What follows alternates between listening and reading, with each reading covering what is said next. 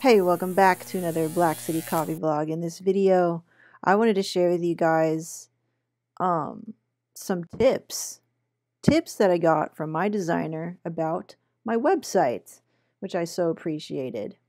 I think this could help you if you're, thinking about putting your stuff online, and I think it's maybe even more universal than that, in that your website is really where it's like your home online. It's really important to make sure that when you put a website out, everything kind of makes sense. Now, I've been very, very aware that I've been having a lot of disconnects and a lot of things that maybe don't make sense on my website. So it's not like I'm one to talk, or I'm talking to you from this position of like always having the best website ever, but more so to say that I'm right there with you, trying to figure out what are we going to do about this website. One of the first tips that he gave me, he noticed that one of the pictures that I had up there included a picture of me behind the desk, showing that I film stuff. And he's like, "Hey, did you mean to include that?" I said, "Heck yeah," because I want people to kind of know where I'm coming from.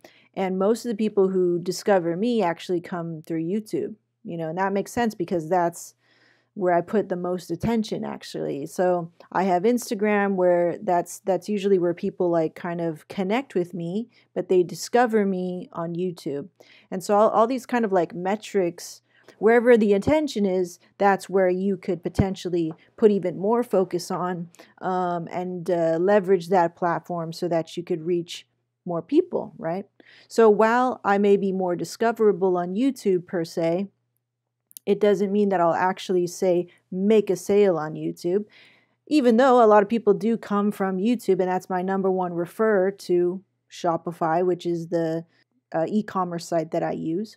Going back to my story of like him asking me, "Hey, did you mean to include this and this and this?" I said, yeah. He's like, "Okay, cool. So you kind of already know that's where your people are coming from." He was like, "I would lean into that, And I was like, okay, cool. So instead of me, I think I had that picture like at the end of the website, like way down here, right? He's like, "I think you should put that up here." And I was like, "You got it. That makes total sense." And I was like, "That's funny because like in our wedding photography job, like that's actually how we work. That's how we train our people. We're like, I tell everybody, we work from a top-down approach. We're like, this is where it is. This is what's happening. These are the people in it. These are the clothes they're wearing.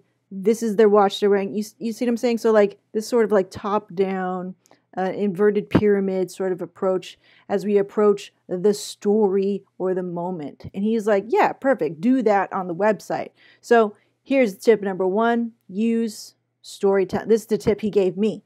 So these are not tips for you. I'm going to share you the tips that he gave me. You can choose whether or not you want to utilize any one of these tips and see if it'll work for you, okay? He's like, utilize that storytelling in your website. We're going to start from here, from the top, where we film stuff, right? As we get in, maybe I'm talking about this is kind of an announcement. So it's like, hey, you're going to get a free sample with every order. This is me grabbing a potential, coffee that you may have ordered. Let's get into a little tighter spot where like I'm sealing that bag of coffee. We're getting into coffees, cool, whatever. And then we get even tighter into the things that are happening. My photography brain kicked in and sort of transferred in here as like I wanted to shoot all of these photos in the same lighting condition and in the same sort of style. So that way on this one page, it didn't all feel very messy and like different lighting situation, different editing style, whatever. And I was doing that before, and I would say that's a pretty big faux pas, having everything sort of feeling jumbled. And once we get our labels done, which we're very, very close to doing, these awkward colors that really, I didn't choose them. It's the labels that I have that, and I wanted to be transparent. I wanted to show people these are the color labels that I have right now. So we're putting them up on the site, right? But it's so freaking like, I don't like pastel blue. Never. I don't like this caution yellow, and I definitely don't like this kind of pink, but that's what was available. It was temporary. It's fine. Okay, so when you guys see the new labels, it's all going to match with this type of imagery, this image, this image, this image. And what I'm trying to say, the big tip is like, if you're going to tell your story, you're selling yourself on your website, right? So I'm going to have labels that are actually going to match the vibe and feel of this, right? We have this dark backdrop of my coffee lab here, where I film photos where many people have discovered me, or where a majority of people have discovered me. It should be here on the website. And so he just made that really clear to me. He's like, this is where you are. This is how people discover you. Put that on the site. Bah. And I was like, oh, it's so true. I don't know why I was being so kind of like lazy about it. Maybe because when you're an entrepreneur and you have all the hats on, you tend to focus on like priority things, or things that you feel are like more emergent than others.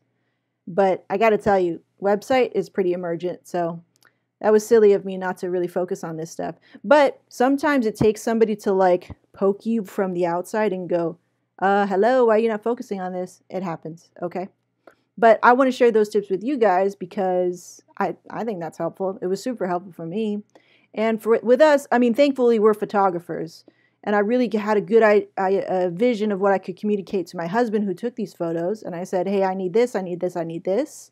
And I've got a really skilled photographer in the back who can just make that vision come true. And yeah, just made it happen in a day. So I could turn a really kind of messy site by just taking maybe 2 hours out of my day to just kind of plan maybe these shots. I go, okay, I need this kind of shot. I need to do something like this. You take a couple variants. I need something like this, and you build like a shot list. So 1, 2, 3, 4, 5. That's it. That's all I used for the front page, right? And so, but now the big change, or the big upgrade is that all of these images fit in this ecosystem of Black City Coffee on this first page. Does that make sense? So you want to hopefully maybe do that for yourself if you don't know where to start, right? If you feel like that maybe there's a disconnect between your customer, when they come to your site, maybe they're falling off somewhere or whatever. Like with me, I definitely wouldn't want it to be my design or anything like that. That, you know, I'm sure that's been happening with these, and I'm like, it's okay. We're gonna get through it.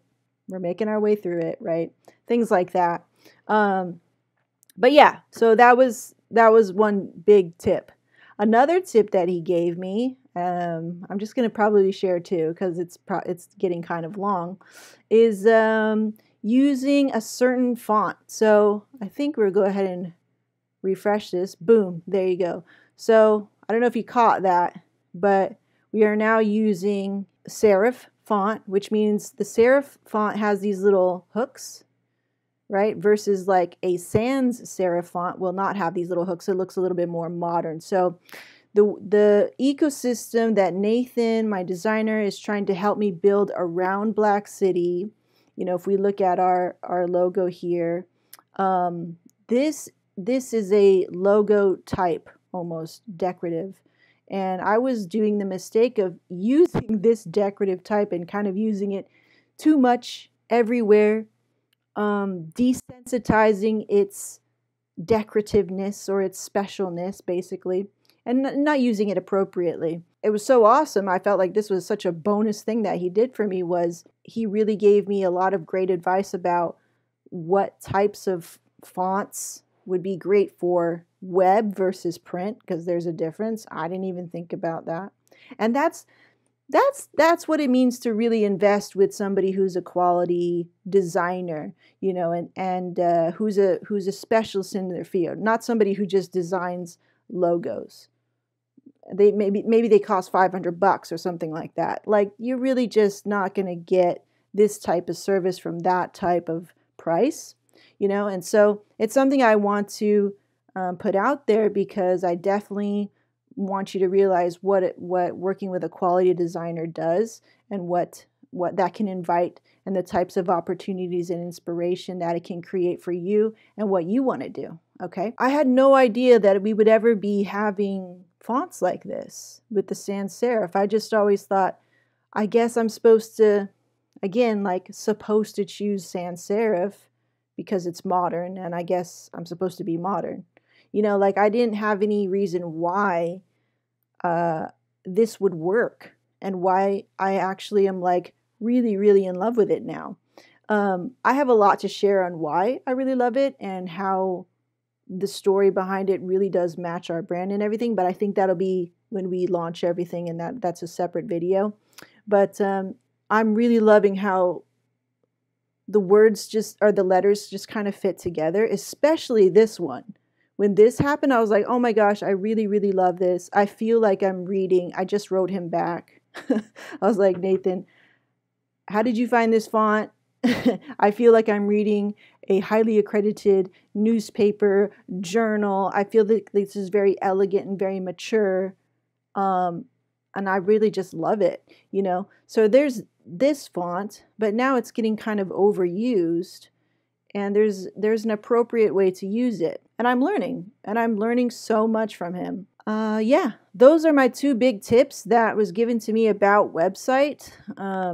I think I'll share even more later on, but I think that's enough for now. And these are some of the changes that have been happening. We have Shadow Cat, our espresso blend, that is leaving pretty soon. We have a couple left. We're having a pretty epic sale on it right now. The labels are coming. I'm really excited. Like, again, just blown away by his ability to think outside of the box and really hook, line, and sinker into this ecosystem that he's helping me build, and being able to interpret my vision, my words, and how I just talk like this, and he'll be like, I think you want to do this. I think that's really a special skill, you know. Anyway, so that's the video. I'll be fishing as you're watching this, and hopefully I'm catching a big one and not getting skunked. Anyway, hope you enjoyed the video, and I'll see you in the next one. Bye.